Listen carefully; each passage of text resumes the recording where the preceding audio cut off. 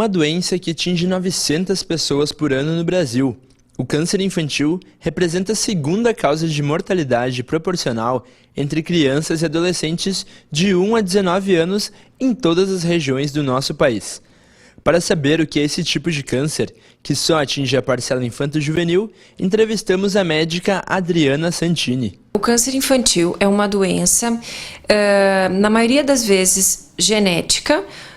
Tu não tem como saber quem é que vai ter, quem é que não vai ter, mas é uma doença que surge lá no genzinho da criança e se desenvolve como todo câncer, com crescimento de massa celular, que pode ser sanguínea ou pode ser em qualquer outro tecido do corpo. A médica Adriana cita quais são os casos mais comuns que podem se manifestar nas crianças e adolescentes.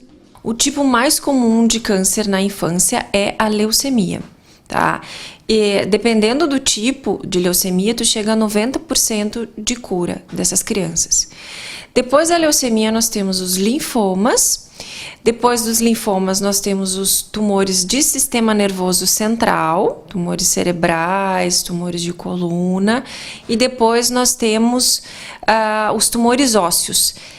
Essa é uma escala dos mais comuns para os menos comuns. Dentro disso, nós temos outros milhões de tipos, mas o mais comum disparado é a leucemia.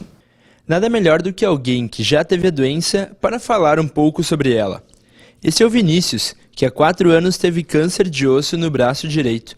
Ele relata como foi esse momento difícil da sua vida e a cirurgia feita em São Paulo para a colocação de uma prótese. Quando a gente descobriu, foi no Hospital Geral até. Você estava sentindo dores, alguma coisa assim? Eu não conseguia levantar o braço, assim, deixar ele em pé. Ele caía, no caso. E daí ela fez um raio-x, depois mandou fazer uma tomografia. Daí ela descobriu que tinha câncer. E a mãe e o pai não sabiam o que fazer. Daí eles falaram com uma amiga da minha mãe. E ela disse que tinha amo. Daí ela mandou pra cá, a gente veio. Agendaram uma biópsia daí. Daí fiz a primeira biópsia, não deu certo. Fez a segunda. Daí fui pra consulta e começaram a fazer quimioterapia. Fiz 3 quimioterapias aqui, daí eu fui pra São Paulo. Como diminuiu bastante, eu fui pra São Paulo fazer a cirurgia dele. Daí quando eu voltei, eu fiz mais 32 sessões. No hospital, no caso. Então toda semana indo pro hospital. E quando terminou isso, daí foi só os comprimidos. Era comprimido em casa. Tinha que ir uma vez por mês, eu acho. Às vezes 2, buscar os comprimidos. E quando eu botei a prótese, logo ela cresceu o braço, daí eu tive que tirar a prótese. Daí eu tirei a prótese, daí normal, não precisa. Como é que foi? Teve que colocar a prótese onde? No braço aqui. No braço esquerdo, direito? Direito. Era pra ser no úmero, prótese pro úmero. Sim. Daí logo eu tive que tirar a prótese porque ela começou a sair, assim, machucar. Sim. Daí tiveram que tirar a prótese e eu... E hoje em dia tu tem aqui no... Não tem nada. Não tem nada. Devido a uma complicação, Vinícius teve que retirar a prótese. Voltei de São Paulo, no caso, daí já começou a apertar aqui assim. Sim. Daí machucou e mandaram fazer a cirurgia pra tirar já. Regina, a mãe do Vinícius, conta a experiência de ter um filho com câncer infantil e de como foi a descoberta para a família. Foi bem triste, a gente foi no hospital, né? Ele tinha uma dor no braço e a gente chegou lá, a doutora disse que ele tinha um tumor maligno, né? E que em 2 meses nós ia perder ele. Então a gente ficou desesperado, não sabia para onde ir. Eu tinha uma conhecida, né? Fui na casa dela rápido e ela me indicou, né? Vai na AMO, procura pela AMO, que lá eles ajudam criança. E logo no outro dia eu já fui, marquei a consulta a próxima semana. A próxima semana a gente veio, tinha a doutora aqui que trabalhava, já marcou as consultas, já encaminhou para Porto Alegre, né? E já começou o tratamento. Dentro de 1 mês ele estava no hospital de clínicas fazendo a primeira quimioterapia. E aí logo lá dentro eles acharam melhor ele ir para São Paulo fazer a cirurgia, né? Porque era um osteosarcoma de osso aqui no braço direito, né? E até então eles amputavam todas as crianças que tinham tumor ali em Porto Alegre.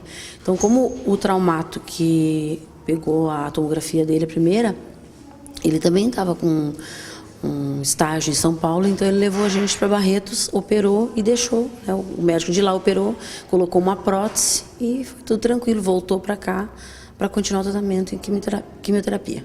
Regina, assim como outras famílias que têm casos de câncer infantil, são ajudadas pela Associação de Assistência ao Menor em Oncologia, a AMO. Regina descreve como foi essa assistência. Foi maravilhoso. A AMO aqui, os exames, né? Que no dia que a gente descobriu o câncer, a gente foi para a recepção do Hospital Geral, que eu trabalhei lá, então eu conhecia todo mundo. Então a gente precisava de uma cintilografia, a gente precisava de uma ressonância magnética, precisava de uma tomografia, e tudo o SUS dizia que era para 2 meses, para 2 meses, para 3 meses, 2 meses, 3 meses. E a doutora do lado dizendo, em 2 meses vocês perdem ele, em 2 meses vocês perdem ele. Então o pânico pegou direto, né? Quando a gente chegou aqui na AMO, naquela outra semana, a doutora pediu uma tomografia de braço e antebraço. E na mesma hora, a gente estava lá na consulta, a Janice desceu dizendo, tem uma tomografia lá na Sinuscom, só que parece que não era do jeito que ela tinha pedido. Então ficou para um outro dia. E como era bem na época do Natal, a doutora pediu para ser no dia 24 de dezembro. A gente fez a tomografia, passamos o Natal e dia 26 ele internou a primeira vez. 26 de dezembro de 2007. Ele internou a primeira vez. Já para fazer a biópsia, né? E continuar o tratamento. Ele tinha medicamento, né, junto com as quimioterapia, tinha aqueles medicamentos para enjoo, coisa assim, né. A AMO sempre comprou os medicamentos, a passagem para Porto Alegre a gente sempre tinha, rancho, né, a gente ganhava também, porque eu larguei todo o serviço, né. Eu fiquei sem trabalhar, só cuidando dele no hospital, né. E logo depois, passou um tempo, assim, depois que tem um período que a quimioterapia faz muito efeito, porque a criança não quer sair, porque sempre tem náuseas, né? Então, essa época eu não saía, eu não vinha nas festas, não vinha muito na AMO, só vinha buscar passagem e as coisas para poder ir a Porto Alegre. Mas logo depois que calmou, assim, que ele melhorou, que foi praticamente uns 2 anos de quimioterapia que ele fez, né? E aí eu já comecei a vir nas festas, vinha no artesanato, porque tinha oficina, né, de artesanato. E o que mais? Tinha arte terapia, também fiz psicologia. Ele tem dentista até hoje, né? E a doutora, né, periódica, também tinha que vir toda semana na doutora aqui, né? Como já falamos, a AMO auxilia as famílias que necessitam de amparo nesse momento delicado. A gerente administrativa, Carla Rosana da Silva, conta como surgiu a entidade. A AMO surgiu de uma ideia a partir do MEC Dia Feliz.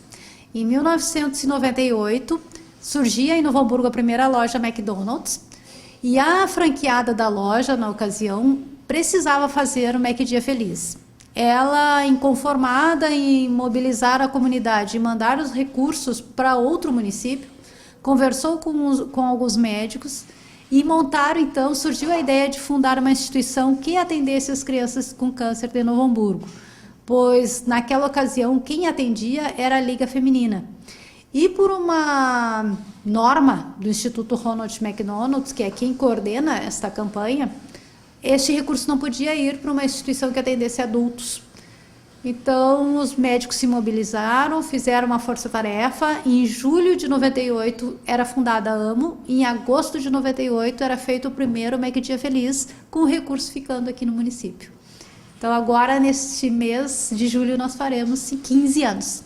Segundo Carla, a AMO atende 64 pacientes das cidades de Novo Hamburgo, São Leopoldo, Estância Velha, Campo Bom e Porto Alegre, dando aos pacientes exames, remédios, além de disponibilizar profissionais nas áreas de nutrição, fisioterapia, pedagogia, fonoaudiologia, odontologia, inglês e diversas oficinas. Bom, a AMO tem como DNA, né, oferecer o apoio ao tratamento do câncer infantil. O que significa isso? Em primeiro lugar, dar condições para que essa criança faça o tratamento médico. É fornecer exames, é fornecer remédios que a família não consegue acessar nos meios públicos, né, no SUS. Porque quando a criança tem esse diagnóstico e eventualmente precisa fazer quimioterapia, radioterapia ou cirurgia, ela é feita no hospital pelo SUS. Mas quando a família sai do hospital, essa criança ganha alta, ela ganha alta junto com uma receita, onde vem inúmeros exames para ela fazer, para poder retornar para fazer a segunda sessão de químio, por exemplo, e inúmeros remédios. Isso a família não consegue acessar pelos meios públicos de saúde, né? Então, a família, em geral, não tem essa condição financeira e a AMO acaba propiciando na rede particular de atendimento. Então, a AMO capta o recurso e paga esses exames, esses remédios do próprio caixa. Além de cuidar de quem está com câncer, a AMO cuida também de quem sofre com a doença, a família. Foi por isso que foi criado o CQC, cuidando de quem cuida. A nossa segunda preocupação na entidade é a mãe, ou a cuidadora, que nem sempre a cuidadora é a mãe, né? Mas essa pessoa cuidadora, que 90% é a mãe, depois a avó ou a tia, ela vai passar 24 horas por dia, todos os dias, durante um largo período no hospital. Isso significa o quê? Que ela vai sair do mercado de trabalho, ela vai se dedicar só a essa criança, e 5 anos depois, quando a criança receber a alta, ela está 5 anos mais velha, 5 anos fora do mercado, a família já se ajustou sem a presença constante dela e ela se sente abandonada e inútil. Então a AMO montou um projeto no qual é cuidando de quem cuida. Nós cuidamos dessa mãe para que ela tenha uma formação, para que ela possa conversar com outras pessoas, para que ela, quando o filho receber alta, isso seja uma alegria para ela. E que ela não fique dividida, porque antes ela ficava, poxa, eu tenho que ficar feliz porque meu filho está sadio, mas e eu? Eu como fico, né?